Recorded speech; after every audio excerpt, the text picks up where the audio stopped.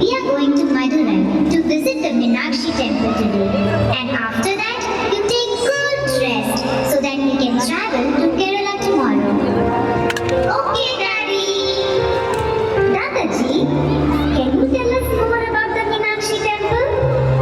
The Meenakshi temple is located in the heart of the historic Madurai city, about a kilometer south of the Vaigai River.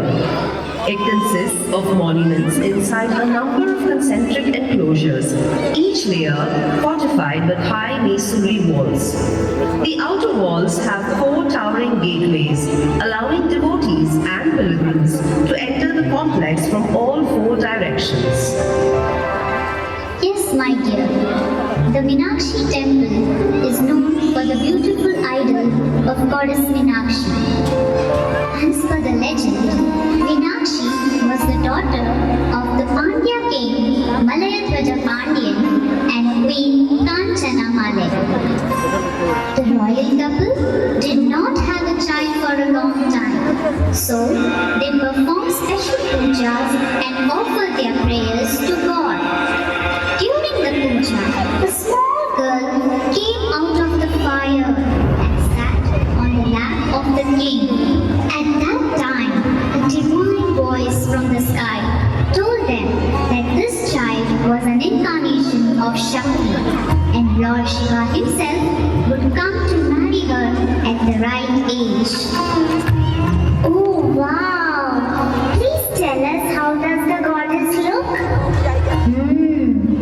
The shrine of the goddess has the great stone image of Meenakshi in the form of Parvati, the mother with the beautiful fish eyes, standing in a bent leg posture.